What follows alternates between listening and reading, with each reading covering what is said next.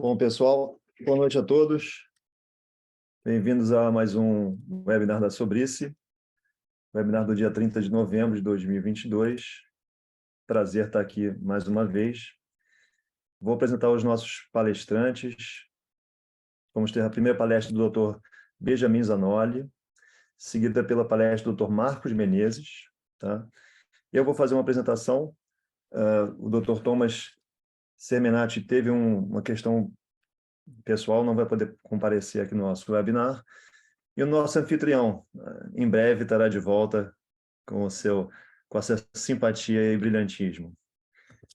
Então, eu vou dar início ao nosso webinar. Dr. Benjamin, muitas graças, é um prazer tê-lo aqui conosco. Lembrando só de agradecer aqui a Johnson por esse webinar, por nos apoiar também, e lembrar que o nosso canal ele tem tradução para espanhol também, tá bom? Para quem estiver assistindo e preferir escutar em espanhol, tem tradução para espanhol. Dr. Benjamin, por favor. Hola, buenas noches. Muchas gracias por la invitación.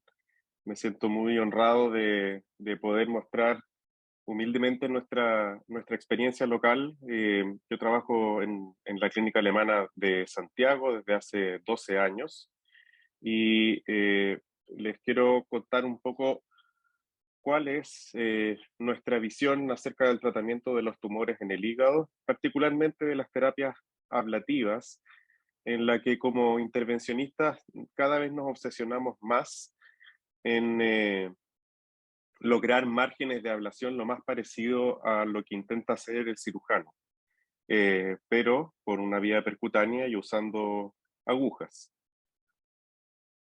¿Cuáles son los aspectos a tomar en cuenta por parte del radiólogo intervencionista al momento de hacer una terapia ablativa, que son básicamente los mismos que los que utiliza el cirujano? Es el remanente hepático que va a haber después de la ablación, sobre todo en aquellos pacientes que ya han sido sometidos a cirugías previas, y el considerar que nuestro objetivo principal es una terapia curativa en aquellos pacientes en que es posible lograrlo. Y para ello tenemos que tener también en consideración que los tumores no se comportan todos iguales. Existe una biología del tumor que lamentablemente todavía es en muchos aspectos desconocida, pero sí sabemos algunas cosas. Sabemos que las lesiones pequeñas, sobre todo aquellas de menos de 2 centímetros, son lesiones que habitualmente no tienen invasión microvascular.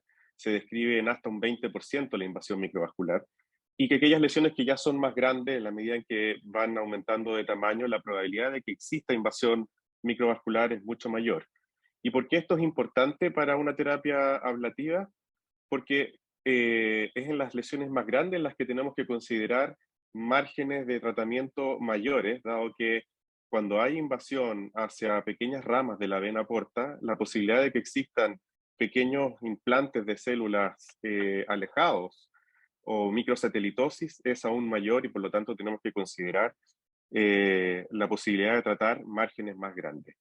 Y es así como la ciencia de alguna manera ha buscado la forma de ayudarnos a nosotros los intervencionistas, pero también a los cirujanos, en buscar la manera de que los márgenes sean lo más grandes posible, de tal forma de abarcar todo el área hepática que está comprometida por tumor.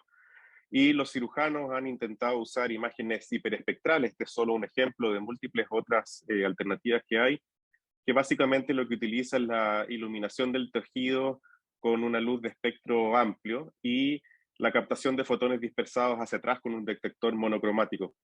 Esto, como ustedes podrán sospechar, es para los cirujanos, porque tienen la pieza quirúrgica ahí disponible, y es obviamente que una metodología bastante laboriosa de buscar que los márgenes hayan sido los correctos. Para nosotros los radiólogos existen múltiples herramientas. Aquí les pongo algunas que se pueden utilizar con tomografía computada. Básicamente están basadas en software y la predicción de cuál va a ser el área de ablación. Lo que usamos es una ablación guiada por imágenes estereotácticas, en la que evaluamos las imágenes en cada uno de los 3 planos disponibles y en base a eso tratamos de ser lo más preciso en el posicionamiento de una o varias agujas para abarcar el tumor en toda su extensión. Existen otras tecnologías, aquí solamente estoy destacando una más que me parece muy interesante, que es esta que fue desarrollada en Francia y que está ampliamente utilizada en Europa, que es para aquellos procedimientos que se utilizan bajo tomografía computada. Es un generador de un campo electromagnético que se pone al lado del paciente y nos permite mostrar la trayectoria en tiempo real en 2 planos perpendiculares en base a la información tridimensional obtenida con los cortes tomográficos realizados en el mismo momento del procedimiento. Esta es una fotografía en la que se está realizando un procedimiento utilizando esta tecnología francesa. Existen varios trabajos que han demostrado cuál es su precisión. La precisión, la verdad, es que es bastante alta.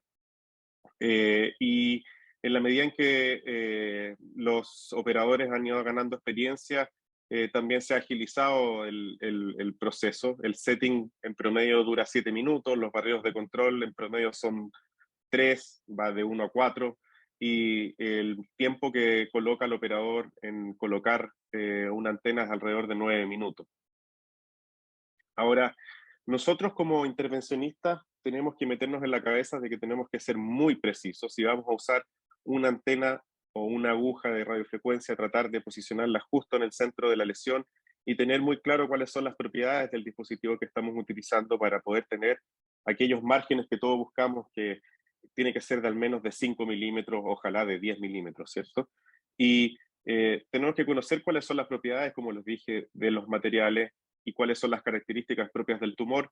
Sabemos que para lesiones de menos de 3 centímetros tenemos un 90% de posibilidades de lograr su destrucción completa, y en la medida en que la lesión va siendo de mayor tamaño, nuestras posibilidades de lograr una ablación completa, por supuesto que van disminuyendo, y es ahí donde tenemos que buscar la combinación con otras técnicas, y aquí un poco más adelante les voy a mostrar algún ejemplo de ello. Nosotros en la clínica alemana llevamos ya alrededor de 5 años usando el sistema de fusión de imágenes entre tomografía o resonancia magnética con la ecografía en tiempo real. Básicamente esto consiste en la navegación preoperatoria virtual con imágenes obtenidas previamente de tomografía computada o de resonancia magnética, y estas se fusionan en tiempo real con una ecografía de alta calidad. Entonces, tenemos una imagen ecográfica, tenemos un generador de ondas electromagnéticas que nos permiten hacer la triangulación. Existe un computador asociado al ecógrafo con un software que es capaz de fusionar las imágenes en tiempo real solamente marcando algunos puntos de concordancia, y de esa manera logramos tener las imágenes en tiempo real.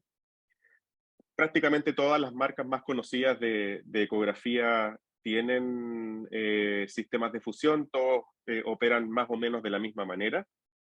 Nosotros en particular utilizamos el de la marca Canon, tenemos también el de la marca Siemens, pero por diversos motivos que no vienen al caso describir en esta presentación, utilizamos más el de la marca Canon. Y esta es la forma en que se obtienen las imágenes. Uno puede tener las dos imágenes comparativas en tiempo real, a la izquierda la imagen tomográfica o de resonancia magnética y a la derecha la imagen ecográfica. También se pueden ver fusionadas con una escala de colores distintas en tiempo real, pero esta es más o menos la forma de trabajar. Como les mencionaba, el sistema se compone básicamente de 3 partes. Una es un generador de ondas electromagnéticas que emite estas ondas a través de un emisor, y estas son sensadas a través de un sensor que está adosado al ecógrafo, al transductor de ecografía. Estas son las partes. Ahí abajo del ecógrafo está el generador, al lado del paciente está el emisor, y adosado al transductor de ecografía está el sensor. Este es el setting del paciente, el ecógrafo al lado del paciente, y ahí ustedes pueden ver cómo se ven las imágenes en tiempo real de la tomografía con la ecografía. Este es un pequeño video solamente para ilustrar cómo se ve en tiempo real cuando uno moviliza el transductor en el eje del paciente. Se movilizan al mismo tiempo la imagen a la derecha de ecografía y a la izquierda, en este caso, una resonancia magnética ponderada ante uno con gadolínio. Este es otro ejemplo. Fíjense en la precisión que hay con la correlación con las venas hepáticas. Todo esto con movimiento en tiempo real. Y aquí otra imagen en tiempo real donde se puede ver cómo ya hay una antena posicionada y se está realizando la ablación de un tumor y la correlación que existe con la imagen de su resonancia magnética en el lado izquierdo. Lo que nos importa, ¿cuál es la precisión de esta técnica? Esto está estudiado. En la medida en que se han hecho cada vez más pacientes, han valorado cuál es la distancia que existe entre el posicionamiento planificado de la aguja versus el posicionamiento final real que existe de la misma. Y en cada uno de los tres planos se ha visto de que existe un error de aproximadamente entre 4 a 9 milímetros. Y este error está producido por el registro, o sea, que exista una obtención inadecuada de las imágenes y una planificación errónea o no precisa en el momento de juntar las dos imágenes. La deformación propia del órgano, porque las imágenes de tomografía no se hacen con un transductor apretando la pared del abdomen. Los movimientos respiratorios que no son posibles de detener cuando el paciente está anestesiado. O con una sedación, digamos, y el error propio del operador, que en la medida en que van haciendo cada vez más casos, por supuesto que va disminuyendo por la técnica. ¿Cuáles son las aplicaciones que nosotros utilizamos? Estas son solo algunos ejemplos, tenemos varias más, pero para lo principal que se usa es para la biopsia y marcación de nódulos que son o demasiado pequeños o que por algún motivo no son visibles a la ecografía. Aquí tenemos un ejemplo, ustedes me dirán, esa masa es muy grande, se ve en la ecografía, claro que se ve. El problema es que este paciente tiene una lesión muy pequeña en el lado izquierdo, pegada a una vena, a un vaso portal, ¿cierto? Y que en la ecografía obviamente no se ve, pero que con la técnica de fusión fue posible introducirle una aguja, tomar una muestra de biopsia. Ustedes ven que claramente accedimos a la lesión, ese tejido blanquecino entre medio del hígado normal es tumor, y al mismo tiempo nos permitió depositar un microcoil por vía percutánea en este paciente que tenía una metástasis de un cáncer de colon y que requería la marcación para hacerle el seguimiento posterior a la quimioterapia. Ahora, lejos, para lo que más utilizamos esta técnica es para las terapias ablativas en hepatocarcinoma. Sabemos todos que las terapias ablativas son una buena alternativa a la cirugía para el tratamiento de tumores hepáticos, es ampliamente utilizado en hepatocarcinoma, lo utilizamos también para enfermedad metastásica. Yo creo que el futuro, después de que sea publicado el trial el Collision Trial, probablemente vamos a hacer cada vez más ablación de tumores de metástasis hepáticas de cáncer colorectal. Ahora, ¿qué pasa con aquellas lesiones que son demasiado pequeñas o no visibles a la ecografía y que obviamente que hacerlo bajo tomografía computada también no es fácil? Aquí tengo varios ejemplos de ello. Aquí está un primer caso. Esta es una lesión muy pequeña, muy periférica, muy cercana al diafragma también, ¿cierto? Donde introducimos una antena de microondas. Esta es una otra lesión. Fíjense en la correlación que existe entre las venas hepáticas y la imagen ecográfica del lado derecho. Introducimos la antena, hacemos la ablación y este es el resultado final con una respuesta completa. Otro ejemplo de lo mismo, lesiones focales hepáticas, fíjense cómo es hiperintensa. Esto se trata de un hepatocarcinoma, hiperintensa en la fase arterial. Este es el modo de fusión en tiempo real con la imagen ecográfica a la izquierda con las estructuras fusionadas en la resonancia. Fíjense cómo hay un calce perfecto entre el área que realzó en la resonancia y la visión de la ecografía. A la derecha solamente la ecografía en su visión normal. El tratamiento de la lesión con de cada una de las dos lesiones con la ablación, y esta es la respuesta visualizada en el control un mes después, donde hubo una respuesta completa. Caso 3, dos lesiones de hepatocarcinoma, ambas lesiones periféricas, una en el segmento 7 y otra en el segmento 6, aquí están. Créanme que las dos eran hipervasculares, se trataba de hepatocarcinomas LIRAT5. Una de las lesiones en la ecografía era de más de 3 centímetros, aquí eso no está representado, un poco menos de 3 centímetros a la angiografía, pero en las otras técnicas de imagen superaba levemente los 3 centímetros, así que decidimos hacer una terapia combinada para tratar de destruir la lesión por completo. Esta es la imagen angiográfica previo a realizar la ablación. Con fusión introducimos la lesión dentro de cada uno de los tumores. La lesión era visible en la ecografía, sin embargo usamos la fusión de todas formas porque queremos ser lo más precisos posible de introducirla justo en el lugar donde queremos introducirla. Ahí están las dos lesiones. La lesión de abajo, como era más subcapsular, tenía más riesgo de sangrado. Nos importa poco porque como vamos a realizar una embolización posterior a la ablación, el sangrado se pudo controlar de buena manera. Y este es el control un mes después con respuesta completa en ambas lesiones que se ha mantenido hasta ahora. Este caso fue realizado hace como 1 año y medio. Caso número 4.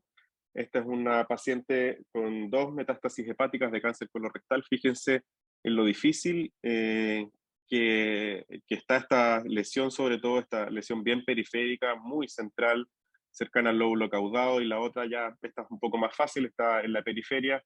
Realizamos la ablación de ambas. Fíjense las imágenes con fusión, incluso uno puede ver cómo va a ser la introducción del transductor en esta imagen tridimensional que hace el mismo equipo del ecógrafo, y el abordaje de cada una de las lesiones para introducir la aguja. Aquí está marcada la lesión del caudado, que era un poco más difícil de abordar, tuvimos que atravesar 2 veces la cápsula para llegar a ella, no había otra manera. En la lesión más periférica hicimos hidrodisección para separar la pared del tórax de tal manera que no le produzca dolor. Y las imágenes de arriba eran la imagen del PET inicial. Fíjense en el control posterior cómo existe una adecuada respuesta con la ablación en las dos zonas tratadas. Caso número 5, una lesión nodular, hipervascular. Se trata de un hepatocarcinoma grande de más de 5 centímetros. Y en este caso particular, como la lesión era grande, decidimos hacer una terapia combinada utilizando además 2 antenas que nos permiten hacer sinergia entre las dos y provocar un área de ablación más grande. ¿Por qué hicimos la terapia de esta forma? Porque si uno trata la lesión con una sola antena, va a tener un radio de ablación que no va a ser suficiente para abarcar la lesión por completo. Ahora, uno podría decir, bueno, entonces trato la lesión con 2 antenas, pero por separado. Quemo primero esa zona, ¿cierto? Y después introduzco la antena en el otro sector que no fue tratado y se produce un área de ablación más o menos de esta forma.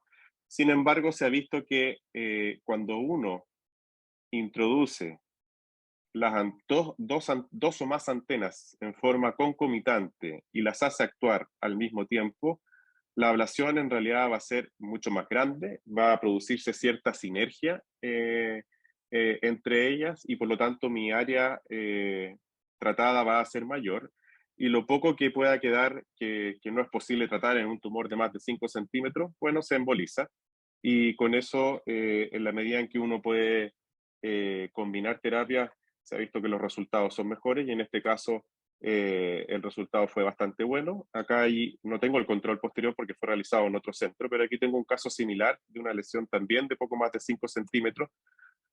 Tuvimos que drenar la citis en un primer momento, introdujimos 2 antenas de microondas separadas por 2 centímetros una de otra, y este fue el resultado final con una respuesta completa.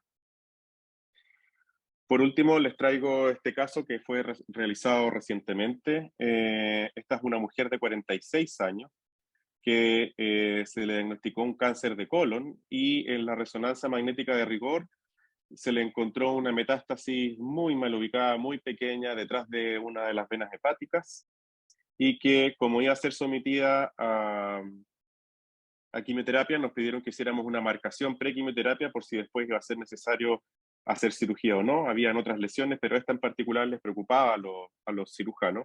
Le hicimos la marcación, aquí ustedes pueden ver en la radiografía que está el pequeño microcoil depositado justo en la zona donde estaba la lesión. Aquí está la aguja entrando con el microcoil ahí en la zona de la lesión. Y el control post-quimioterapia, tal como pensábamos, la lesión ya no es visible en la resonancia, pero 18 meses después, la lesión volvió a aparecer.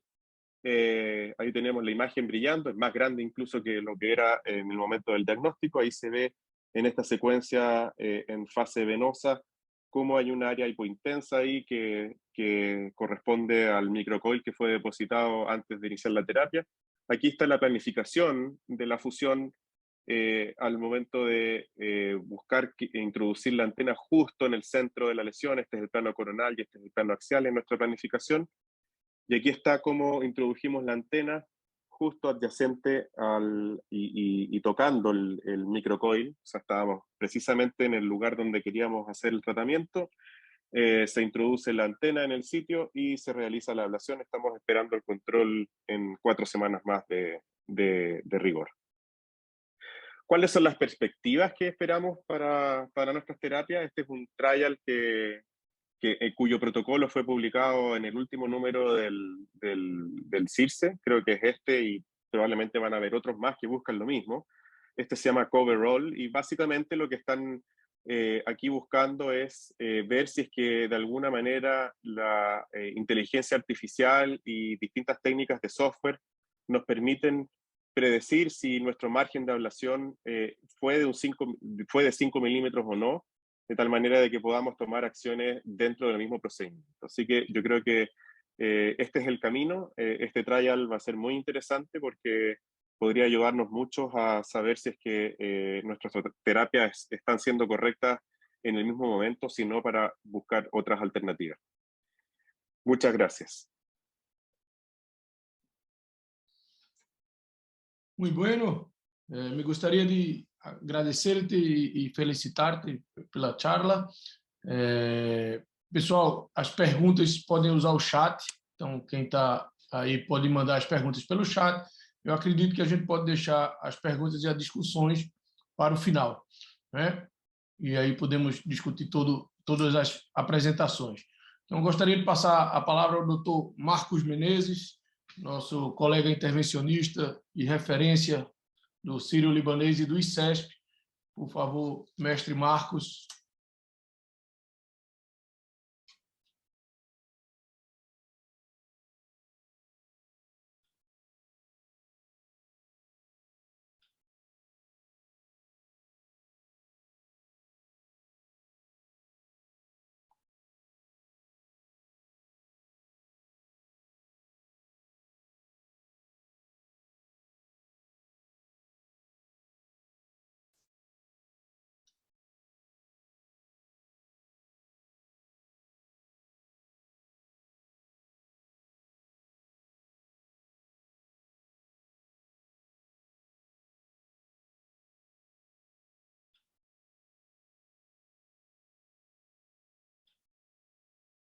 É só um instante que estava meio bloqueado aqui o compartilhamento.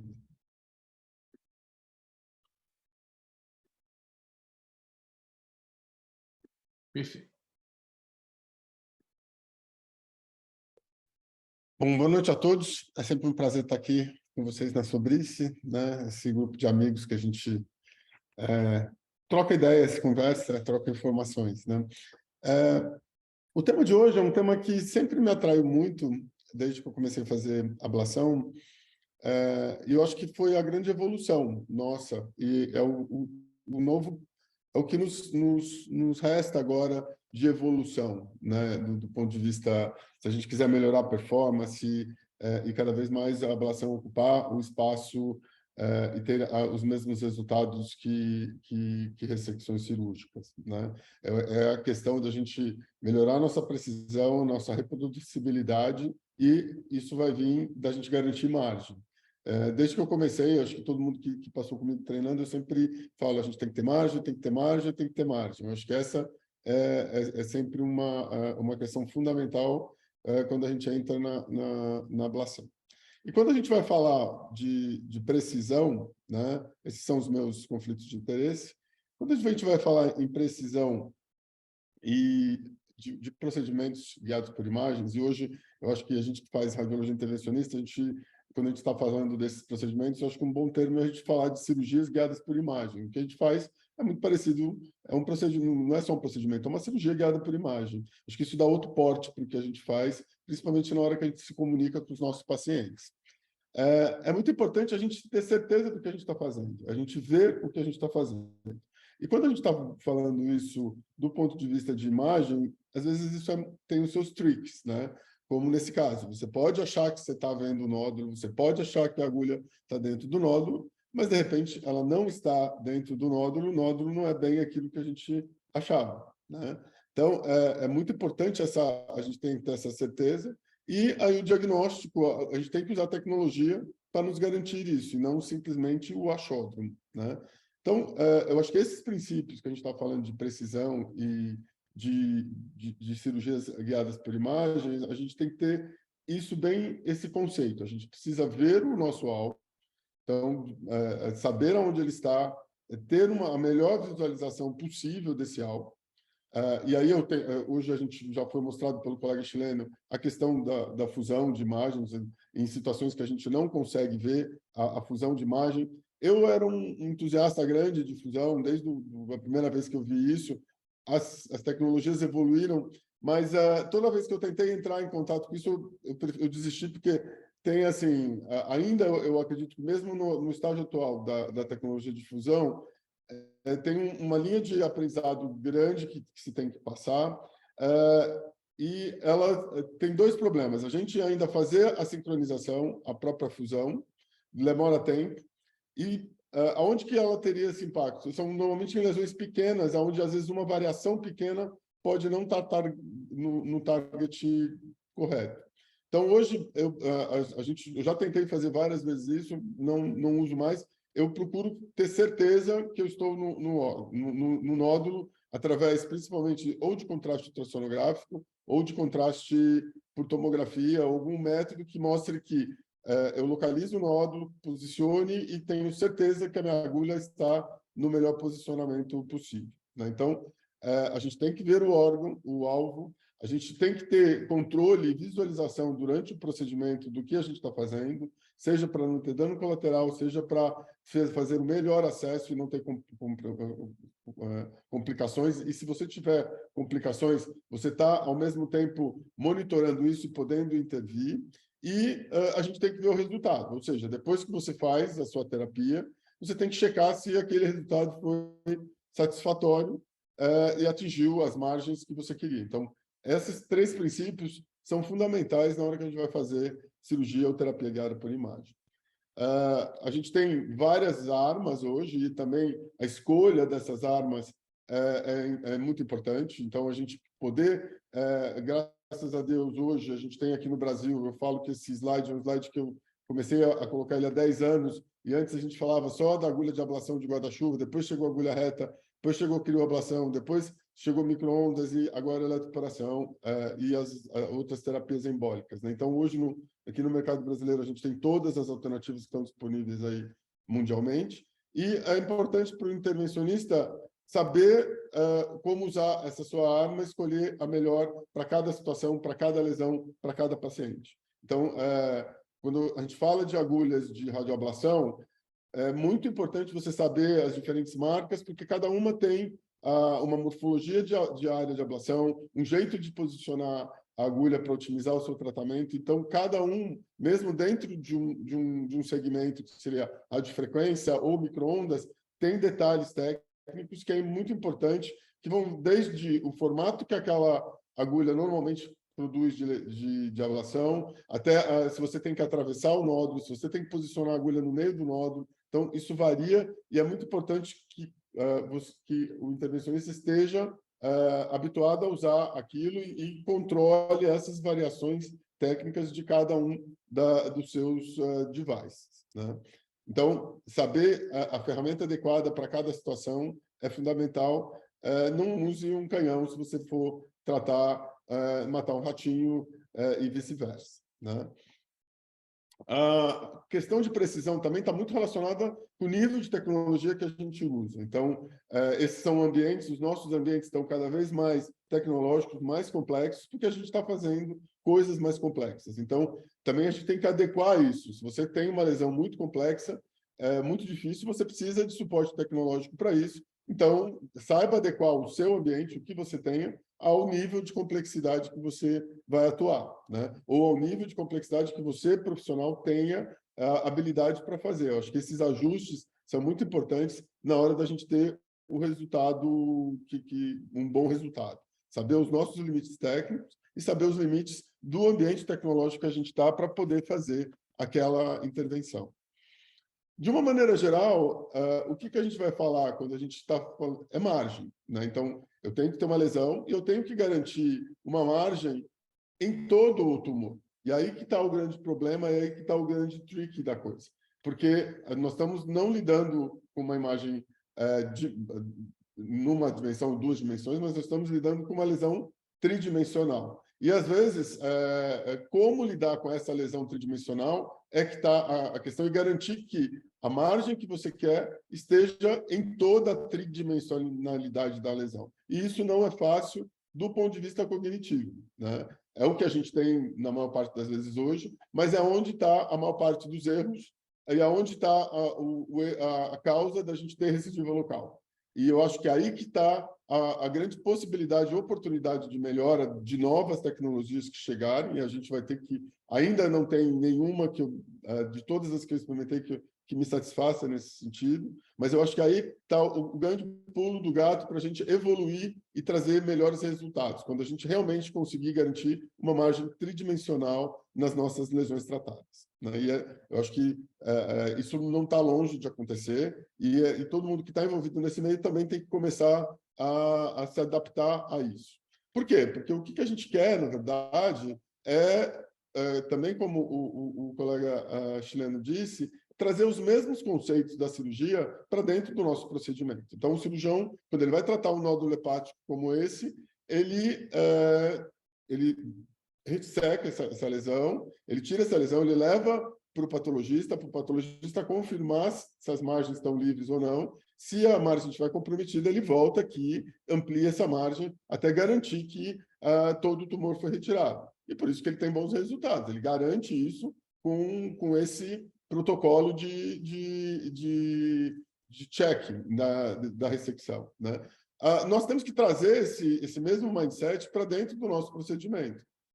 No caso da intervenção, como é que a gente vai ter essa confirmação? A gente não vai ter o patologista, a nossa patologia é uma imagem ou tecnologia de imagem que garanta que você está sem margem comprometida. Então, é isso que a gente quer no final, e a gente está evoluindo nesse sentido, né? Acho que a gente está evoluindo desde o ponto de vista cognitivo, a gente está entendendo cada vez mais, mas agora acho que a gente vai estar suportado por tecnologias, seja de inteligência artificial, seja de softwares, que vão fazer essa confirmação diagnóstica, né? Então, hoje, eu acho que a gente vai estar melhorando muito a nossa precisão, a nossa margem, através de tecnologia onde eu permita um planejamento melhor. Então, eu escolho um device, esse device tem uma previsibilidade de área de lesão, e eu faço o meu planejamento tanto de como eu vou chegar nessa lesão, ou quanto eu vou precisar. Se eu vou precisar fazer mais de uma, usar mais de uma agulha, ou eu vou, no nosso meio, usar mais de uma agulha, financeiramente fica muito complexo. Mas aonde que eu vou ter que fazer, quantos overlaps eu vou ter que fazer para conseguir tratar essa lesão? Então, acho que as tecnologias estão evoluindo nesse sentido, e cada vez mais eu acho que a gente vai ter suporte tecnológico para orientar tanto o posicionamento quanto esse planejamento de tratamento, né? Aqui eu vale lembrar que eu nunca me fio tanto na questão quando a gente vai fazer, seja uma radiofrequência, atualmente muito com micro-ondas, que a gente tem o vendor e tem aquela tabela do vendor que fala, se você deixar 2 minutos com 5 segundos, com tantos watts, você vai obter uma área de ablação de tanto.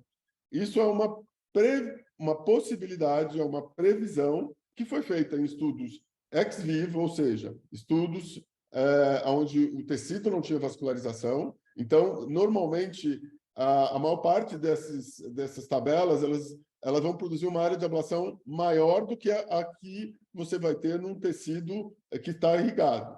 E agora, muito disso está se transformando, eles estão colocando novos dados nisso, e a gente está também evoluindo nesse sentido. Mas, de uma maneira geral, a gente consegue sempre uma área com aquelas previsões de energia e tempo menores do que realmente. E também tem uma variação do tipo de tecido que você tem, se você está perto de um vaso ou não, como ele está irrigado, se o tumor é hipervascular, se o tumor não é tão hipervascular, existem várias variações nisso. Então, quando a gente vai olhar para aquela tabela, pensem sempre que você precisa fazer um pouco a mais, esse é o meu raciocínio, do que o justo que aquela previsão está dando para você. E também isso aí é importante porque cada vendor tem particularmente no micro-ondas hoje, que a gente tem vários tipos de agulha, com várias energias, com vários protocolos. Então, você tem que começar a se adaptar a cada uma, e fica difícil você ficar pulando de muitos vendors, eu acho, porque cada um você vai ver que performa de uma maneira, você vai ter um jeito de fazer, então você vai se acostumando com aquele device, né? Então, voltando aqui um pouco para isso, hoje eu tenho softwares que vão me orientar tanto para posicionamento, quanto que eu acho que o mais importante quando a gente está falando aqui de precisão não é tanto a questão, o posicionamento é importante, mas hoje eu me preocupo cada vez mais do que eu fiz no final. Eu acho que o grande passo aí para a gente vai ser a gente realmente ter algo que nos informe que a área de ablação está com uma margem tridimensionalmente correta. Então, você faz a ablação, você faz a tomo com contraste, tem o controle da área de ablação. Se você não puder usar o contraste, eu tenho usado cada vez mais contraste ultrassonográfico também para ver isso, né? E aí depois você vai fundir essas imagens, da imagem inicial, da lesão inicial com a área de ablação, mas isso de uma maneira tridimensional. Então, quando você obtém esse tipo de informação, onde no vermelho você tem a lesão e aqui a área de ablação, então você está com uma área satisfatória, aqui já uma margem menor e aqui você tem uma área grande de ablação, que é onde o nódulo está, mas você não tem margem satisfatória. E, na verdade, essa é a evolução aqui desse caso, onde a margem aqui não estava satisfatória e na evolução, na progressão, a gente teve recidiva justamente onde a margem não estava satisfatória. Então, esse tipo de recurso que eu acredito que vai realmente transformar, e esse é um software que a gente está fazendo uma colaboração lá com o Bruno Dizio, que está sendo desenvolvido no MD Anderson. A gente acredita que esse provavelmente vai ser um software que vai ter impacto, porque ele deforma menos, ele tem vários outros aspectos técnicos aí. E outra coisa que eu acho muito importante quando esses softwares vão entrar no mercado é que sejam muito rápidos e seja uma coisa friendly de usar, porque você tem que estar no meio do procedimento, usar esse dado, não é uma coisa que você tem que processar, que seja muito complexo, porque senão isso já não vai ser prático. A maior parte dos softwares que eu vi, que eu já interagi até agora, eles têm toda essa dificuldade, então eles não me responderam porque eu precisava dessa informação em tempo real durante o procedimento. Então, todos que eu, particularmente, consegui ter acesso, não performaram da maneira que eu gostaria. Então, a gente está esperando muito o desenvolvimento desse software aqui. Mas, voltando ainda no racional, né? Então, eu acho que a gente tem que garantir essa precisão de posicionamento e de resultado, que, na verdade, a gente tenha procedimentos que são reprodutíveis, né? Que não sejam tão artesanais. Hoje, o que a gente faz, de uma certa maneira, é muito artesanal. E a gente faz uma área de ablação, que normalmente ela é bastante grande, só que tridimensionalmente pode ser que ela não esteja satisfatória. E é isso que, por enquanto, a gente tem que estar treinando, olhar para isso, mas eu acredito que a tecnologia vai transformar esse ambiente, né? A gente tem que ter esse controle de entrega do tratamento, a gente tem que padronizar para poder isso ser reprodutivo, não ser uma coisa tão pessoal, né? E ter o planejamento, seja intraprocedimento, e o controle da precisão da área de ablação, né? Ainda como eu acredito que vão ter impacto, são esses ambientes de realidade aumentada, que são uma promessa, mas que também acho que estão todos em work in progress, e não tem uma solução ainda que realmente transforme, impacte no dia a dia, mas eu aposto muito nesse tipo de solução. Aqui a gente trouxe alguns exemplos para mostrar isso para vocês. E como, na verdade, eu queria mais dar esse awareness, essa tomada de consciência de que muitas vezes a gente acha que está com uma área de ablação boa e não está, né? Então, vocês veem aqui, esse é um paciente que eu sigo ele desde 2012, né? Ele tinha esse nódulo aqui, que eu acho que ele também é um bom exemplo do que como a gente consegue performar, né? Vocês veem, esse era um CHC, um paciente cirrótico por álcool, com esse CHC, um CHC que estava menor de 2 centímetros, e a decisão cirúrgica aqui tinha sido, deixa crescer para a gente listar e transplantar você.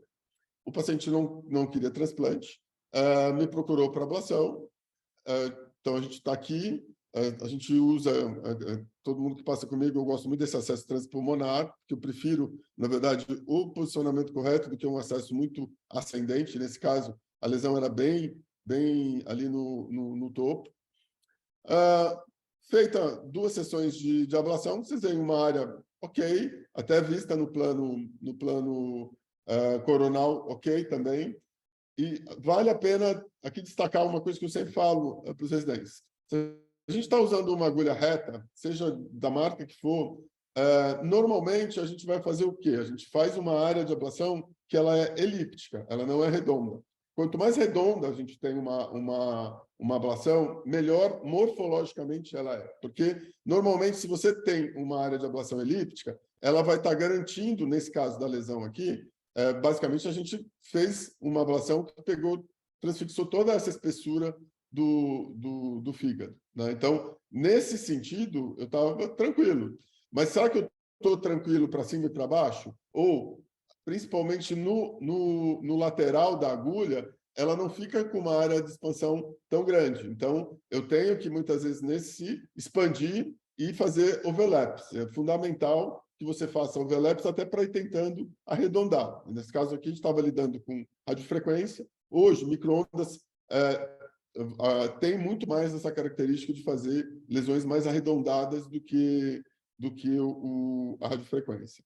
Se você não tem micro-ondas, a gente tem no nosso meio ainda uma redução, uma questão de custo importante, as agulhas cluster ou dual, elas costumam produzir uma área de ablação mais arredondada. Também, esse é um outro aspecto técnico das agulhas de radiofrequência. Mas aqui eu achei que estava bem, a gente fez, acho que eram 1 ou 2 overlaps, ficou uma área boa, checamos, olhamos, injetamos o contraste, que isso é fundamental. Então, isso aqui é um exame pós-contraste, não tinha nenhuma área de realce, achamos que uma ablação estava adequada. Alguns meses depois, a ablação está aqui e um nódulo, uma recidiva. Vocês veem que até uma progressão mais rápida daquele nódulo na margem da ablação. Ou seja, nós não fizemos uma ablação com margem adequada. Provavelmente, se a gente voltar aqui, vocês veem justamente naquilo que eu estava falando para vocês. Aonde está a recidiva? Está nessa margem que não ficou expandida pela morfologia elíptica da área de ablação, né? Aqui eu estava com a área garantida, mas nessa daqui não. Então, voltou. Eu acho que essa é uma das vantagens também da terapia ablativa, que a gente pode repetir e expandir a margem. Obviamente, quando você vai nisso, você tem que... Aí você não dá para dar 2 tiros, né? Você já deu um tiro no pé, então agora a gente tem que ser bastante efetivo. A gente entrou... Nessa época também não havia disponibilidade de micro-ondas. Se fosse hoje, essa seria a minha opção. Usamos aqui daí uma agulha cluster mesmo na cluster, a gente fizemos overlaps, injetamos. Então, vocês veem aqui uma área grande de ablação, e achei que não estava tão adequada esta margem aqui posterior, e entramos novamente e fizemos uma expansão da margem aqui no pós-contraste, né? Então, vocês veem que nesse caso aqui, a gente controlou a margem com uma primeira injeção. Aqui, nessa época, eu era mais restrito ao uso de múltiplas injeções de contraste. Hoje, eu estou muito mais liberal nisso, até pelo volume que se injeta no angiógrafo. a gente na tomografia está bem tranquilo com os volumes que a gente pode fazer. Então, hoje, 1 ou 2 ou até 3 injeções eu permito aí para a gente fazer, para se isso tem um impacto clínico importante, né? Seja, às vezes, você injeta contraste para localizar a lesão e faz uma outra injeção depois que você fez a ablação com contraste também, ou usa microbolhas e contraste iodado, variando aí, dependendo do momento da área de ablação, para aumentar justamente essa precisão. Esse daí era um controle depois de 3 meses. Esse paciente, ele segue até hoje.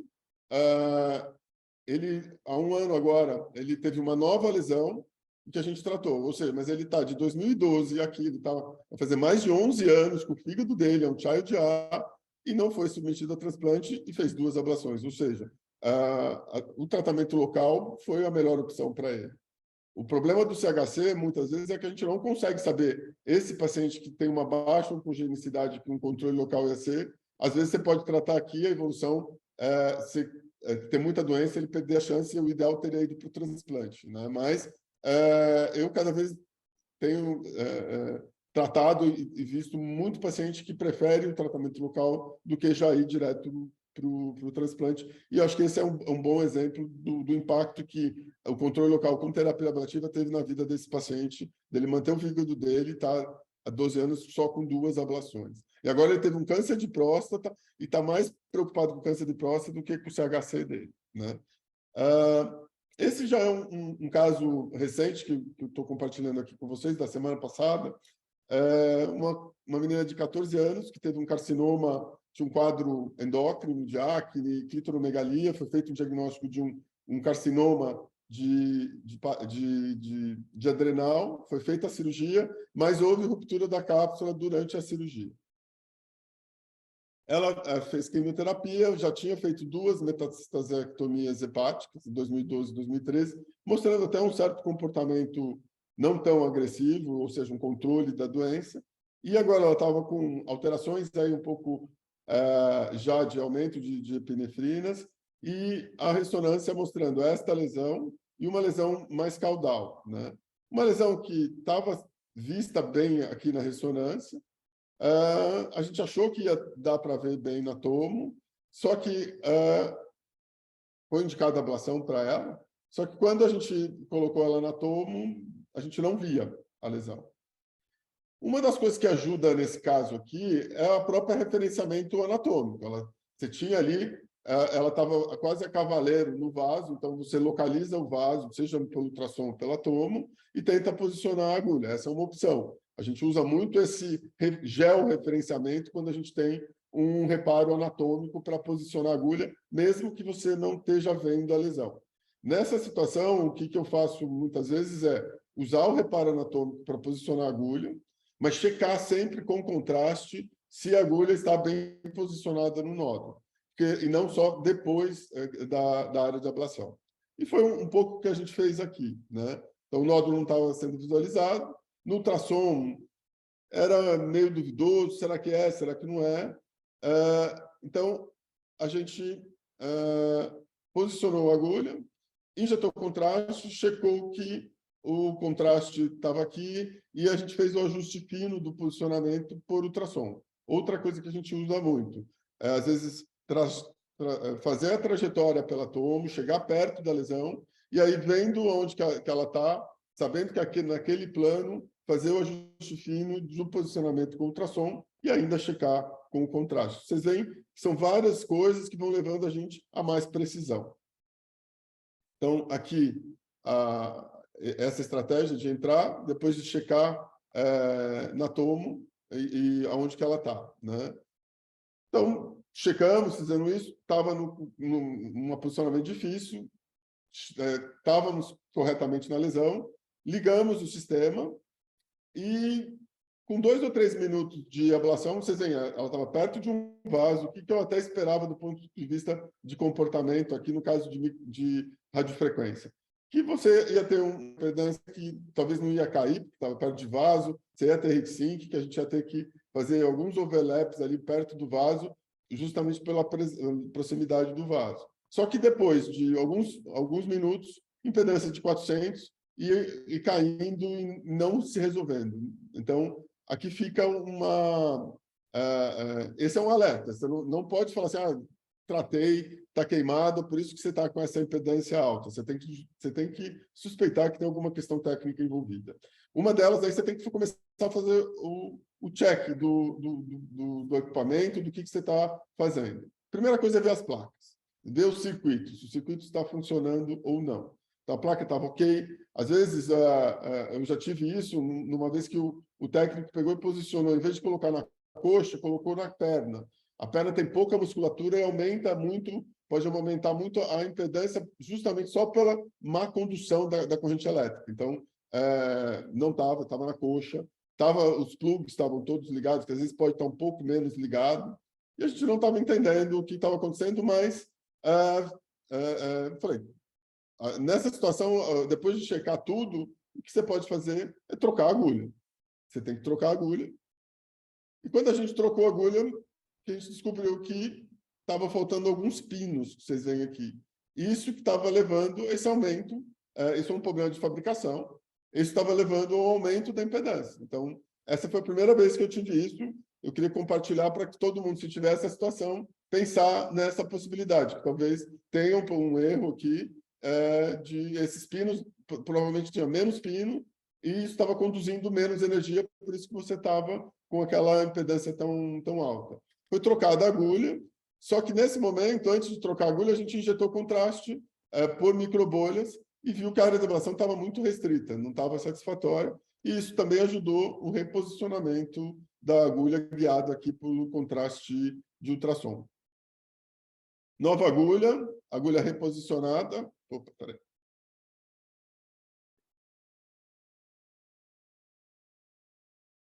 No mesmo lugar, todo o processo de checar se ela estava lá ainda.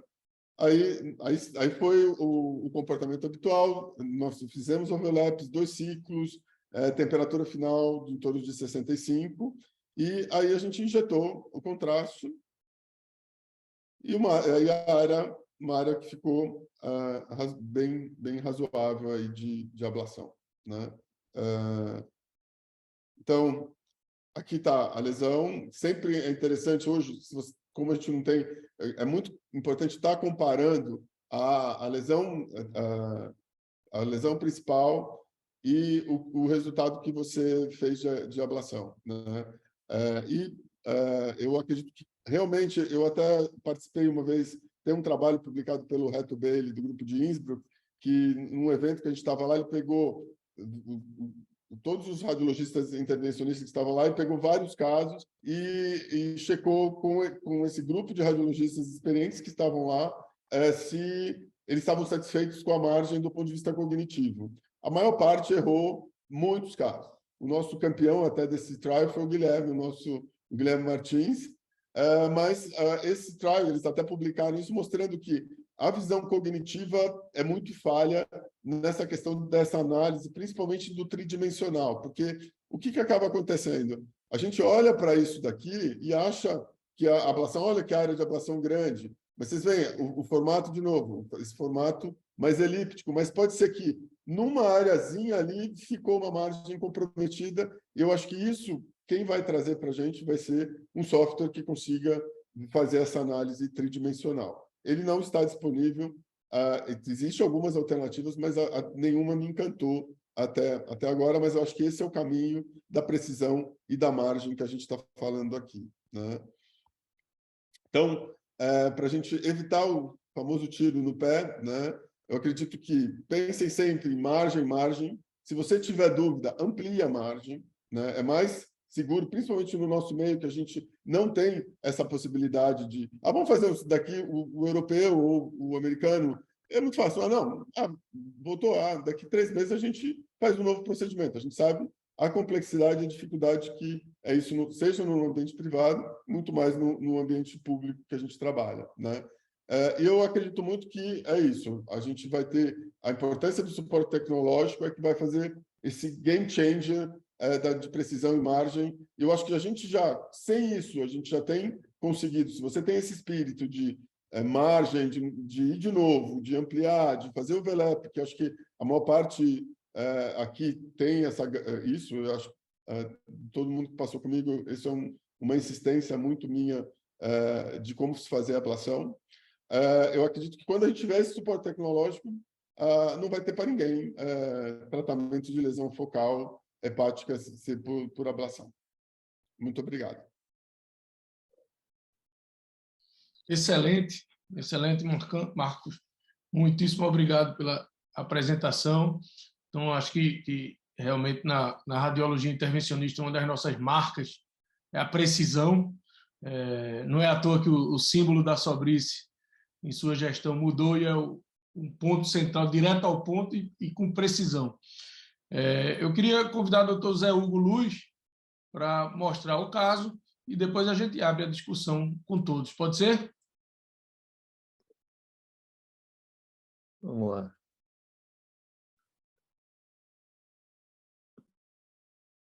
Muito bem. Boa noite a todos. Mais uma vez é um prazer estar aqui com vocês, com esse grupo seleto de apresentadores e o nosso anfitrião, que voltou. Maravilha. Eu vou fazer... Engraçado que a gente não combinou basicamente nada antes do workshop, mas todas as apresentações se casaram perfeitamente bem. E a minha vai falar muito no que o Marco já falou e o Dr. Benjamin também. Mas a gente viu na última década uma melhora progressiva dos resultados da ablação. Eu vou mostrar aqui só um artigo que fala exatamente nessa melhora dos resultados da ablação e por que isso aconteceu, e tem tudo a ver com o que já foi dito. Por isso vou ser até mais objetivo na minha apresentação. Esse artigo é um artigo do CIRSE, muito interessante, vale a pena a leitura.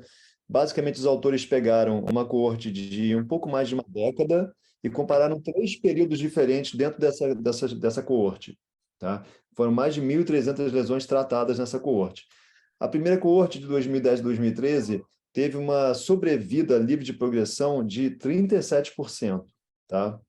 Em 2014 e 2017, a segunda coorte já tem uma sobrevida livre de progressão em pacientes tratados com ablação hepática em lesões hepáticas, tá?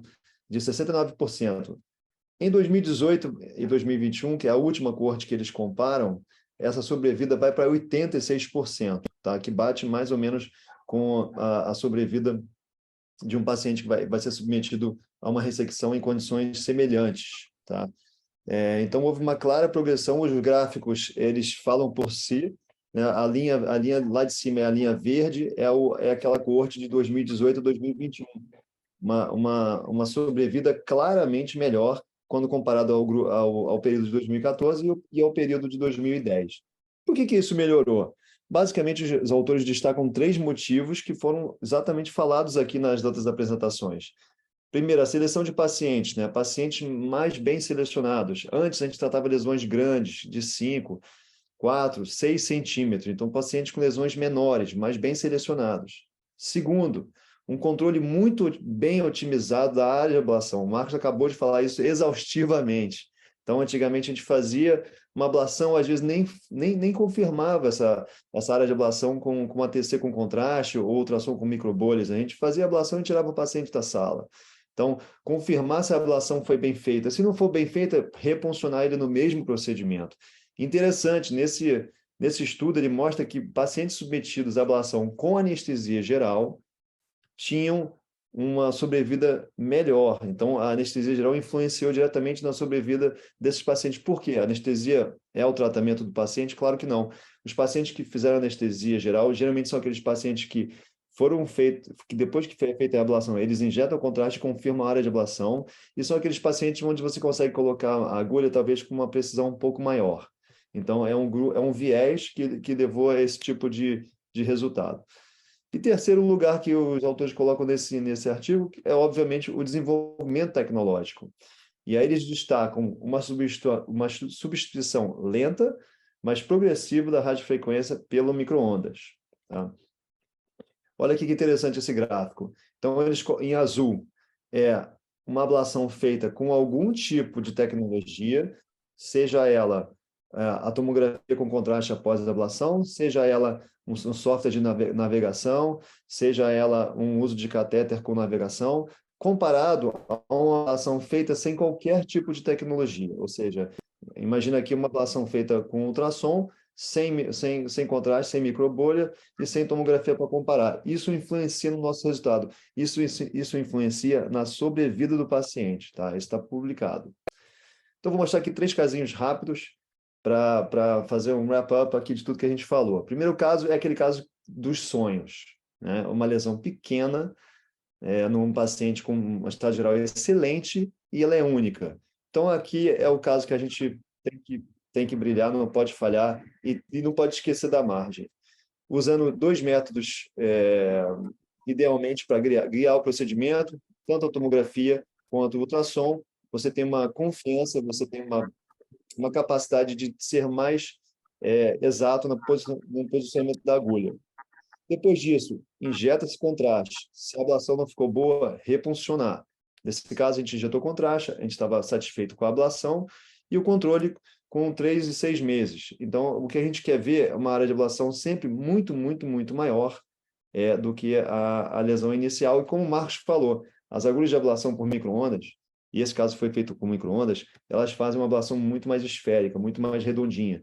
Isso aí fica também mais fácil na hora de a gente calcular e prever a nossa área de ablação. E eu concordo 100% com ele. O que está naquele papelzinho é só um guia. Aquilo ali é um guia, ou seja, 10 minutos, 100 watts, você vai ter 5 centímetros de ablação por micro-ondas. Ótimo. Mas a gente vai injetar e a gente vai confirmar que aquele guia acertou ou não. Caso 2, paciente de 73 anos, uma cirrose por vírus C tratada, Child A6. Um nódulo Lihades 5, de 3,2 centímetros, no segmento 8. Uma TC sem metástase, encaminhada para o transplante hepático e TACE. Não vou mostrar o TACE aqui, porque para a gente ganhar tempo. Tá? Mas, basicamente, o paciente Child A com um nódulo Lihades 5, de 3,2 centímetros, segmento 8, que fez um TACE que, por questões técnicas, não foi bem. Isso aqui já é uma ressonância pós-TACE, então a lesão está completamente viável, tá? E a gente decide, esse caso vem para a gente decide fazer a ablação, nesse caso, por micro-ondas. É uma lesão colada no diafragma, então é uma técnica que eu uso de rotina hoje em dia, que é a hidrodissecção, que não é nem um pouco nova. Eu sempre misturo com um pouquinho de contraste, gosto de usar um kit de micropunção, funciono, passo um guia, passo o kit e começo a injetar a hidrodissecção, sempre misturando com um pouquinho de contraste, que eu acho que fica fácil de ver em relação ao fígado. Quando você faz a hidrodissecção e a lesão é colada no diafragma, acontece isso. Você consegue chegar com a agulha bem onde você queria, sem lesar o diafragma, pois tem aqui uma distância de segurança até o diafragma. Você afastou o diafragma com a sua hidrodissecção. Outra questão interessante aqui é conseguir deixar a agulha plana, deixar a agulha paralela. Isso já foi, inclusive, publicado. Quando você faz uma punção e essa punção ela é paralela, e ela tem uma chance de te dar um resultado melhor. Isso, às vezes, pode até influenciar na tua taxa de recidiva local, comparando aquelas funções não paralelas, ou seja, bem anguladas, né? Então, a punção paralela, ela parece que te dá uma taxa de recorrência local melhor. A gente injeta também e comprova que a ablação foi feita e que ficou tudo direitinho, tá bem? Aqui a imagem antes. E a ressonância de controle, tão importante quanto fazer o procedimento, é acompanhar o paciente no consultório, no ambulatório. A gente tem que bater isso muito forte com todo mundo, com nossos residentes, para que tenha serviço que está formando as pessoas. Então, aqui a ressonância de controle, numa consulta, uma área de ablação, mais uma vez, bem redonda, que ficou muito, muito próxima ao diafragma, mas que não teve nenhuma intercorrência em relação ao diafragma por causa da hidrodissecção, sempre fazendo imagens com subtração. E uma coisa que também não abro mão é, hoje em dia, discutir sempre as imagens com o pessoal da radiologia diagnóstica, que a gente tem, assim, ganha muito com a expertise deles, inclusive. E o caso 3 é aquele caso para esticar a corda, né? Aquele caso que não é o do dia a dia, um CHC de 4 centímetros, um CHC muito grande, Esse caso eu não fiz aqui no Brasil, fiz fora, onde eu tive a possibilidade de usar 2 antenas de micro-ondas. Isso aqui no Brasil eu acho que tem uma coisa que tem que ser muito discutida por causa do preço, mas enfim, quando você coloca 2 agulhas de micro-ondas, você ganha uma ablação, como o Dr. Benjamin falou, elas são sinérgicas, então elas causam uma ablação que, junto com 2 agulhas juntas, você vai ter uma ablação esférica e muito maior, que foi o caso aqui no segmento com 3 meses. Se você tem uma agulha só e vai reposicionando ela, você vai fazendo pequenas bolas que podem se somar e nem sempre vai ficar uma ablação esférica, que é exatamente o que a gente quer, em 3 dimensões, aqui a TC pré e a TC pós. E as agulhas de ablação, quando são usadas em conjunto, podem chegar a até 6,5 centímetros, no caso desse fabricante aqui.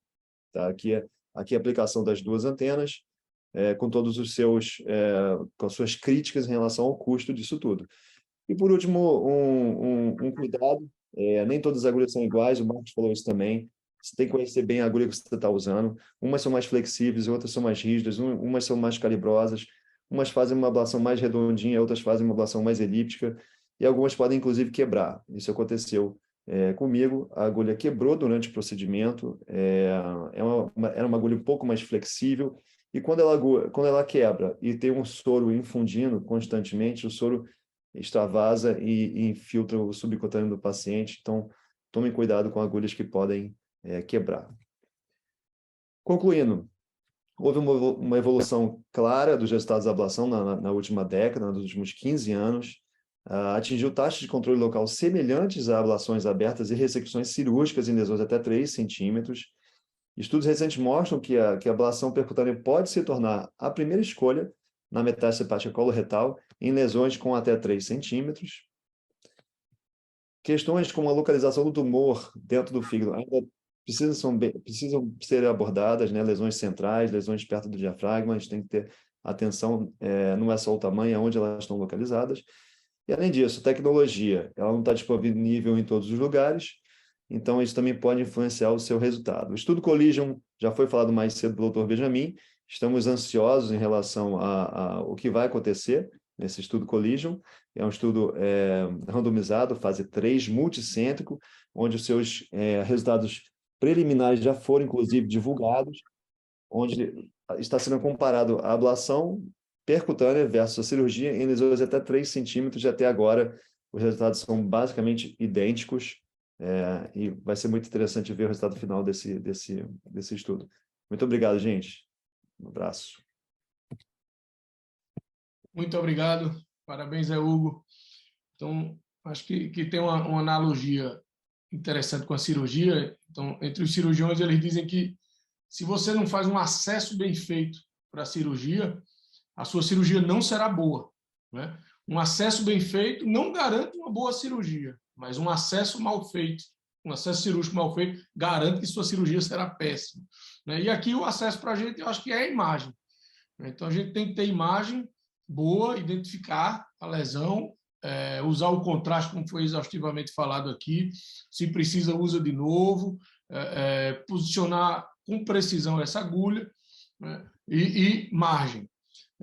Tem algumas perguntas aqui que surgiram no chat, que eu vou fazer logo antes, e a gente pode fazer tipo um bem bolado aí, cada um falando na ordem que apresentou. Primeiro, doutor Benjamin, qual a sua anestesia, como é que você escolhe a anestesia do paciente? Qual a sua preferência?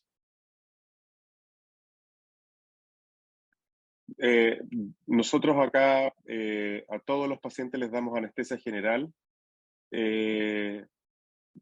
un poco también por lo que se mencionó en la presentación anterior de José. Sabemos que en la medida en que el paciente esté tranquilo e inmóvil, nuestra precisión va a aumentar, así que todos los casos los hacemos con anestesia general. ¿Qué tipo de anestesia general? Eso se lo dejo a nuestros colegas anestesiólogos. Yo soy muy respetuoso de la capacidad de todos ellos, no me meto mucho en eso, pero sí, cuando me preguntan, no basta una sedación, tiene que ser anestesia general. Marcos? É o mesmo do nada a acrescentar. Para mim, são raras as situações de usar sedação, a não ser que tenha alguma contraindicação, mas basicamente anestesia geral, paciente paralisado e vamos em frente.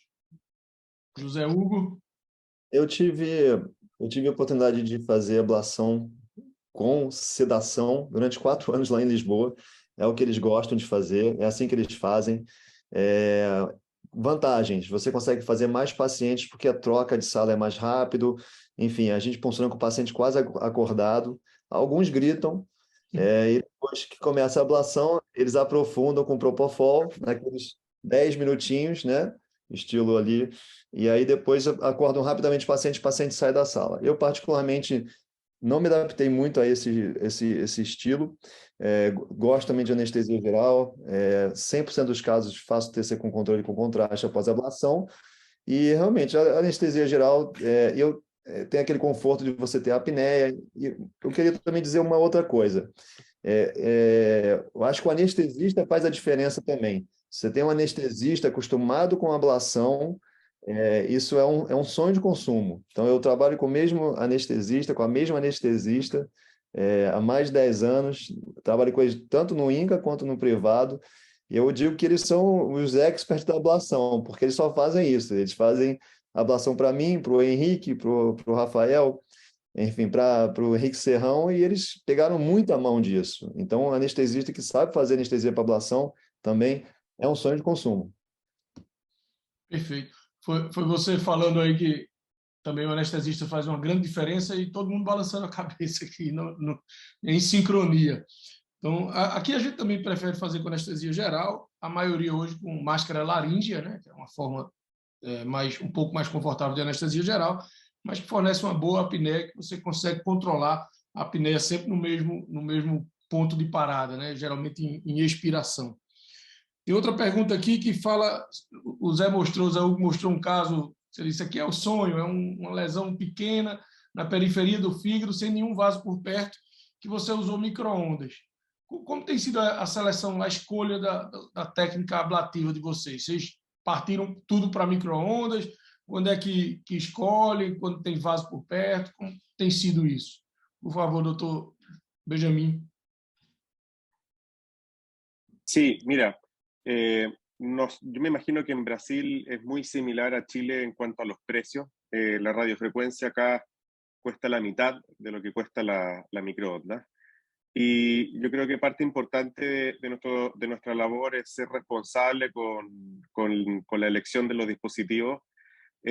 Si uno revisa la literatura, a todos nos da la sensación de que la microondas es mejor que la radiofrecuencia, pero la verdad es que eso no ha podido ser demostrado hasta ahora.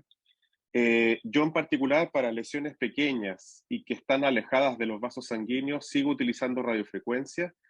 Y para aquellas lesiones que son más grandes o que están a menos de 1 centímetro de un vaso sanguíneo, utilizo microondas. En la práctica yo te diría que en este momento estoy haciendo 3/4 de mis pacientes con microondas y la parte restante con radiofrecuencia, aproximadamente. Marcos? Bom, eu sigo assim, se eu pudesse, eu faria 100% com micro-ondas. Né? A única coisa que me limita, no público a gente não tem, então seguimos com radiofrequência, fazemos o micro-ondas só quando a gente tem doação e seguimos fazendo overlap, e esse é o que nós temos para hoje e temos conseguido ótimos resultados. Então, acho que não é que você não vai conseguir bons resultados, mesmo com próximo de vaso, você fazendo overlap e tal, você consegue bons resultados. Agora, se eu posso, eu troquei na minha prática privada, 90% é micro-ondas hoje, particularmente no colo retal, que eu acho que você precisa ter margem, diferente até do CHC, que você não precisa ter tanta margem, mas no colo retal, se você quer ser efetivo, você tem que ter margem. No meu caso de colo retal, é 100% micro-ondas, e em pulmão também ficou 100% micro-ondas. Eu só não faço hoje micro-ondas no privado quando existe uma restrição financeira muito, muito importante, senão é tudo micro-ondas. José Hugo? No INCA, semelhante ao Marcos, no INCA a gente também só tem radiofrequência. O que eu acho até bom, porque o residente não pode ficar mal acostumado, né? Começar logo com micro-ondas. Pega uma curva de aprendizado também em micro-ondas, em radiofrequência, mas eu também tenho que concordar com ele que se eu pudesse escolher, eu escolheria sempre o micro-ondas. Eu acho que ele tocou num ponto também importante, que é o pulmão. O pulmão, eu fico muito mais seguro quando eu faço micro-ondas também. Eu tenho certeza que ele foi hablado. A impedância é sempre uma questão no pulmão que me deixa um pouco inseguro. Mas sim, se eu pudesse, eu sempre usaria o micro-ondas, é mais rápido, faz uma ablação maior, a ablação é mais esférica, mas é uma tecnologia muito potente. Então a gente tem que ter o cuidado também. Então, mas, por exemplo, pulmão, essa semana passada a gente tratou uma paciente de 11 lesões pulmonares seria impossível tratar com radiofrequência. E eram lesões pequenas, então era posicionar a agulha 1 minuto de micro-ondas, entendeu? Então era 1 minuto de micro-ondas, ia para outro, 1 minuto, outro. Então foi um procedimento relativamente rápido e super bem, né? O paciente saiu bem. Então, acho que o micro-ondas também, ele, como o Benjamin falou, ele não conseguiu até hoje, na literatura, mostrar um diferencial, a não ser no fígado, em lesões maiores, assim, então não tem nenhum trabalho que fala, o micro-ondas é melhor, mas na prática, eu acho que todos os grupos estão fazendo isso, estão trocando, e a gente vai ver cada vez mais dado aí para frente nesse sentido. E pulmão, eu não tenho a menor dúvida, eu acho que é a energia para usar em pulmão. Perfeito. Tem mais 2 perguntas aqui. Vamos aproveitar do público. Então, se há alguma previsão de ablação pelo SUS, essa eu posso responder. Marcos falou aí do ICESP, Dr. Zé Hugo falou do INCA. São ilhas que nós temos aqui no Brasil de perfeição, até diria. São realmente o que a gente gostaria de ter pelo Brasil, mas que não tem hoje, não é amplamente disponível. Então, o SUS ele consta na tabela ablação por radiofrequência de tumor hepático primário, porém não tem nenhum material compatibilizado, né? Então, isso é um ponto que a Sobrice já vem lutando para tentar incorporar esse material, compatibilizar esse material. E aproveito para informar que na próxima semana vai ser lançado o Plano Nacional de Combate ao Câncer. Né? Então, na Câmara dos Deputados, na quarta-feira, dia 7, e que a Sobrice conseguiu participar dessa formulação.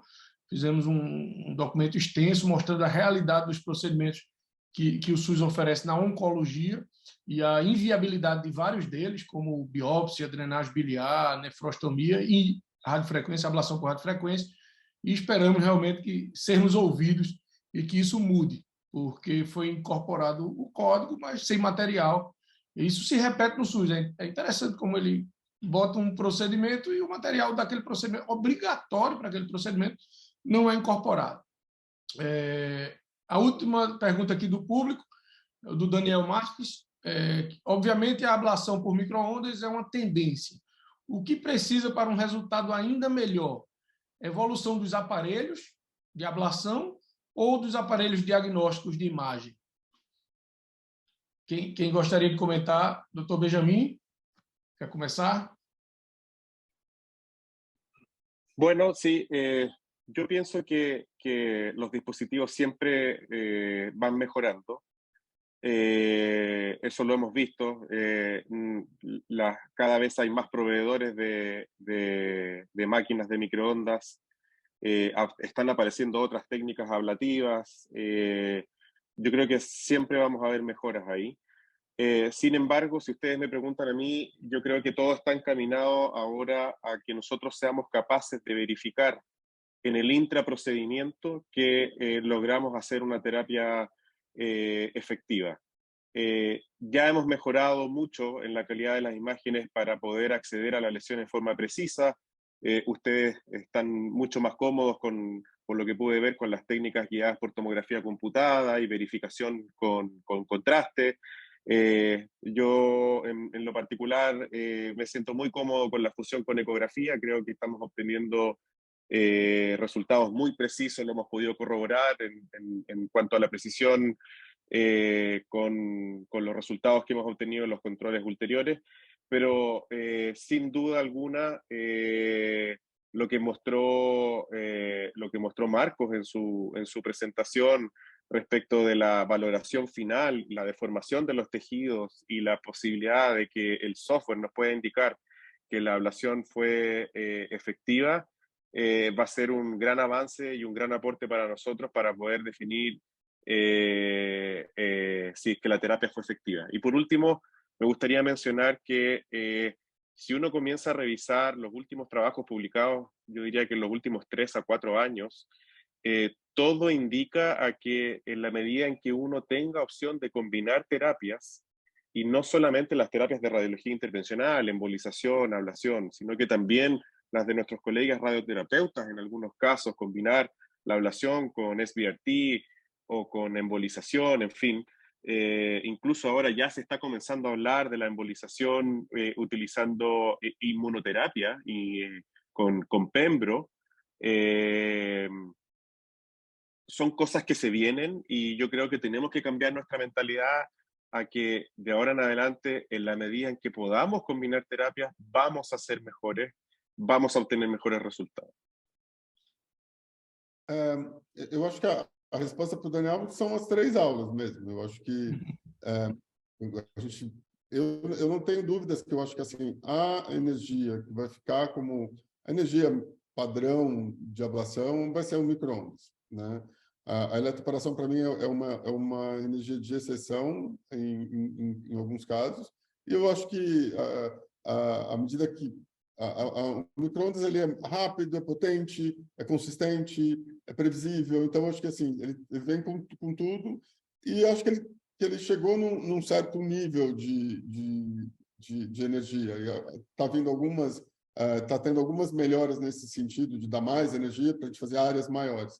Mas eu acho que o grande ganho e o grande game changer vai ser a gente ter essa precisão e reproducibilidade que vai vir através de softwares. Os equipamentos de imagem também acho que não vão trazer tanto mais. Eu acho que vai ser muito mais a nossa mudança no sentido de procurar essa precisão, procurar a margem, ter esse racional cirúrgico que a gente mostrou, sendo apoiado por tecnologia. E essa tecnologia são esses softwares que vão garantizar, né? Que vão garantir que a gente fez o nosso trabalho. Então, eu acho que hoje, o que para todo mundo, os jovens, residentes estão aqui, eu acho que a gente tem que garantir que você entregou o que você se propõe, né? Use, na medida que cada um tenha o que tenha para conseguir fazer isso. E não simplesmente ache que você fez. Tem que estar. Se você tiver dúvida que a margem não está satisfatória, amplie a margem. Acho que esse é o que a gente tem para hoje. O que vem, na minha opinião, que vai realmente mudar é quando a gente fala assim, não, eu entreguei. A mesma coisa que o cirurgião faz com o patologista. Se a gente conseguir fazer isso com imagem, a gente virou o jogo completamente.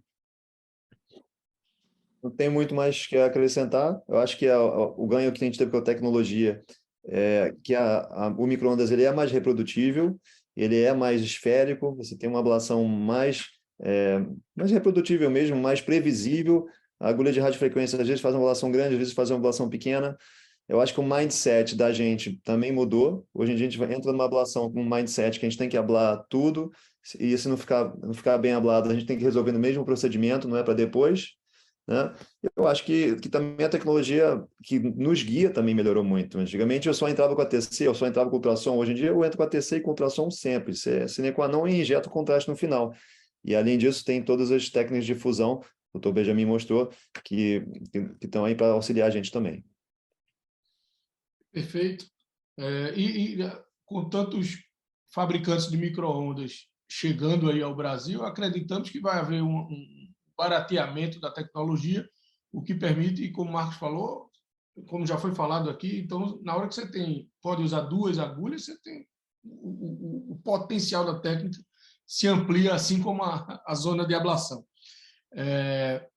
Então, a gente está discutindo isso aqui, graças a Johnson & Johnson, quem patrocinou esse webinar. Ela está trazendo um sistema, ele não chama nem um probe, é uma agulha, é um sistema de ablação, o New Wave, que ele é um sistema de micro-ondas, mas que conta com um software de planejamento e você tentar predizer, você tentar saber se o posicionamento da agulha foi adequado para conseguirmos essa resposta que foi todo o tema do seminário, precisão e margem, que é o segredo, obviamente, para essa técnica.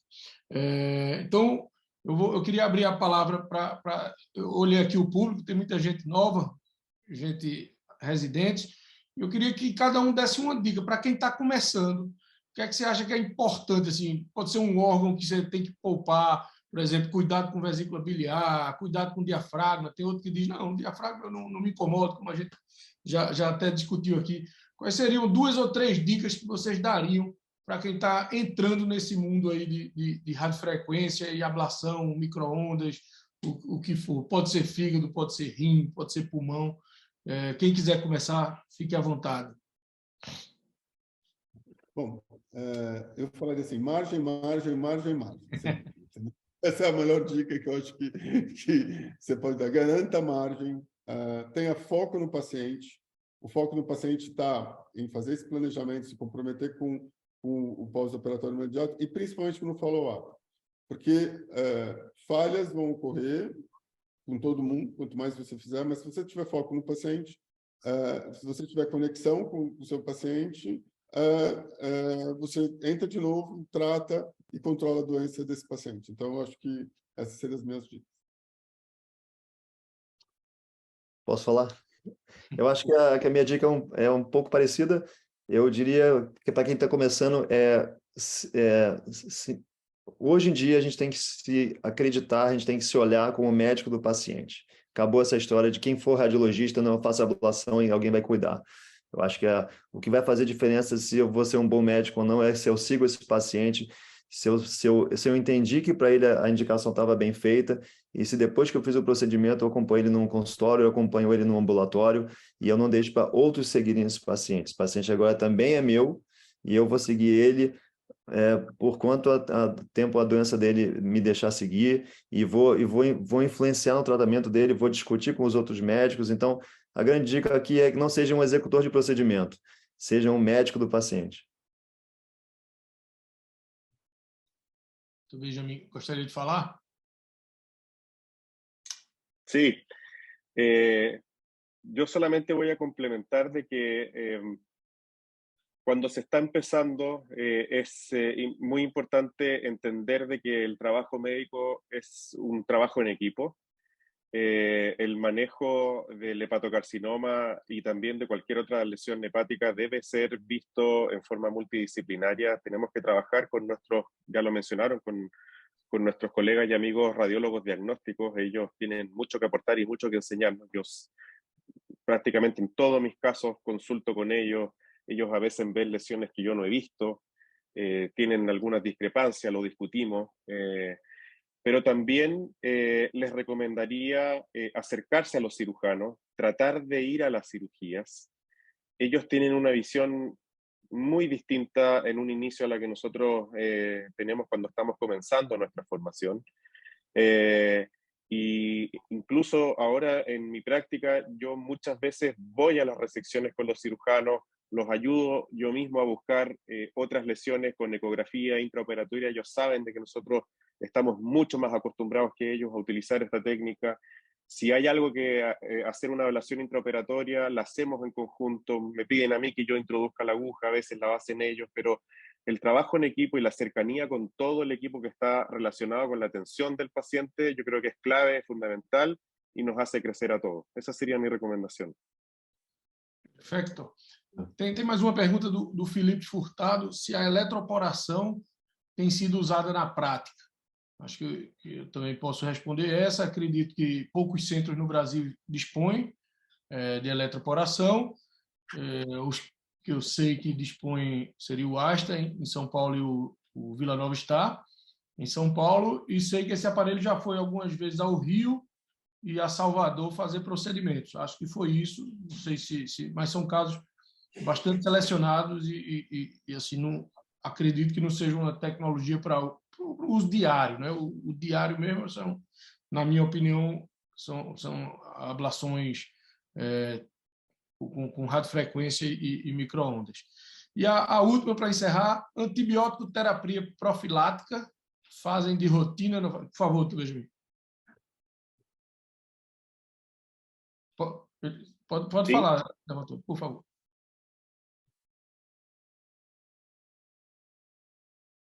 Sí, no, es que yo solamente quería agregar a eso que antes que la electroporación en pulmón habría que agregar la crioablación y en algunos otros tumores.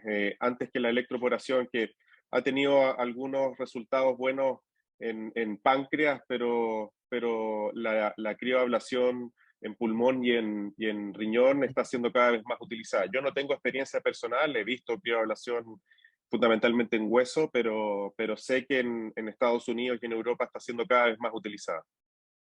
Aquí nosotros utilizamos bastante, Benjamin, particularmente en riñones. Y yo tengo una experiencia con pulmón también. El único problema en el pulmón es que sangra muchísimo, pero asusta el sangramiento, pero aquel sangramiento alveolar, pero tiene muy buenos resultados. Sí. Aquí en América Latina hay un problema del fornecimiento de los gases. Felizmente aquí en Brasil nosotros tenemos una planta que nos fornece. Creo hay a mí me gusta mucho. Nuestro problema en Chile es que no tenemos el gas. A eletroporação, na minha opinião, é uma técnica de exceção. Atualmente, ela faz áreas reduzidas. Eu acho que é quando você tem uma contraindicação à termoablação, porque aí você usa. Eu acho que tem ainda os seus potenciais. Eu acredito talvez próstata vai ser um potencial interessante. Lesões pequenas, próximas de via biliar, onde você contraindicaria. Essas eu acho que são as indicações, mas eu acho que é uma indicação de exceção e está chegando no mercado um novo modelo que eu acho que vai democratizar mais, né? Porque hoje a restrição ainda é porque você tem que fazer um investimento aqui no Brasil da compra do equipamento. Então, são poucas hoje, para a gente, no nosso serviço, ninguém compra o equipamento, ele sempre se leva o equipamento e se paga o consumível, né? Então, o modelo que a empresa que tem hoje tem mundialmente de compra na máquina, mais o consumível, e agora está chegando uma concorrente, acho que sempre concorrência é bom, que vai fazer um outro modelo, de só do consumível. Então, acho que também vai democratizar esse uso, mas eu acho que vale a pena, assim, a eletroporação ela tem uma complexidade de infraestrutura, de anestesia, de tal, que também quem entra nisso tem que ter um nível de treinamento e um nível de suporte no ambiente, como eu falei no começo. Você tem que saber em que nível você está de tecnologia e de treinamento para saber o que você vai indicar. Então, a eletroporação ela exige um outro patamar de tecnologia e de treinamento também para ser feito. Marcos, e por esse motivo acredito que deve ser uma técnica de poucos centros, né? O dia a dia para todo mundo pelo Brasil eu compartilho a mesma opinião que micro-ondas e radiofrequência. E sobre antibiótico terapia, quem faz de rotina, não faz? Vou sugerir um caso anedótico aqui. Um paciente com uma lesão hepática, uma metástase, e que ele tem uma papilotomia ou uma bilio-digestiva, lesão de 3,5 centímetros. Como tem sido a antibiótico terapia de vocês? Faz? Dose única? Não faz? Mantém por alguns dias? Zé Hugo? Isso, para começar, isso é encrenca. É encrenca. Um potencial... a gente quer compartilhar. Particularmente essa situação, se você tem uma bilio-digestiva. É um potencial de complicação imenso e de longo prazo. Então, a indicação de ablação, na minha opinião, tem que ser muito, muito bem discutida, porque, na verdade, o que acontece? Você provoca uma área de necrose e você cria um meio favorável à infecção. Então, essa situação, para mim, eu faço antibiótico profilático e uso antibiótico de rotina por um longo período, de no mínimo de 21 dias, no mínimo, e dependendo do paciente, ele continua com o antibiótico por mais tempo. E mesmo assim, eu já tive infecção, entendeu? Bilio-digestiva é sempre um terror, eu concordo com o Marcos. Idealmente começar antibiótico antes do procedimento, né? Se possível até no dia anterior, e eu, de forma rotineira, mantenho por 2 semanas, né?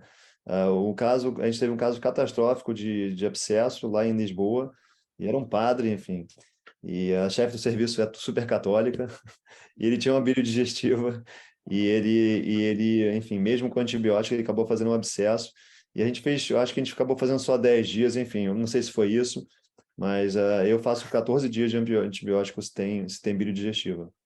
Ô Zé, e esse padre foi com anestesia local ou geral? Deixa eu ver se você gostava dele.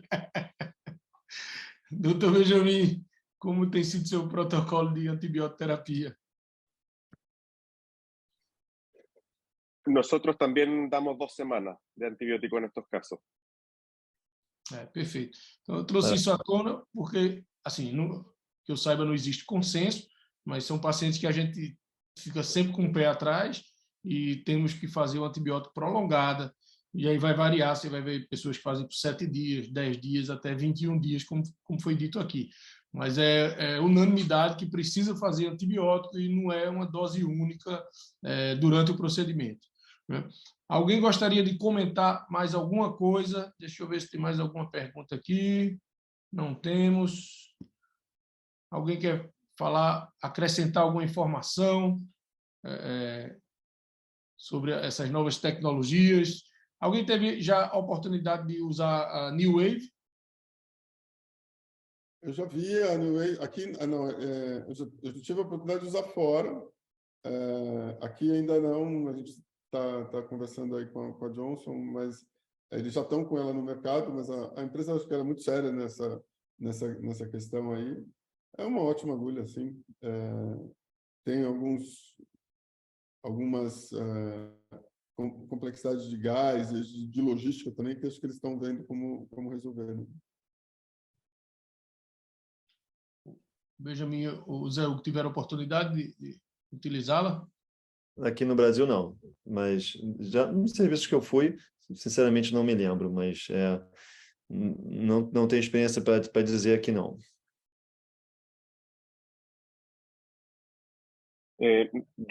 Yo personalmente partí usando la aguja de Medtronic, la Emprint, pero por varias dificultades que tuve con el proveedor, finalmente nos cambiamos a New Wave el año, cuando empezó la pandemia, el 2020, 20. ahí.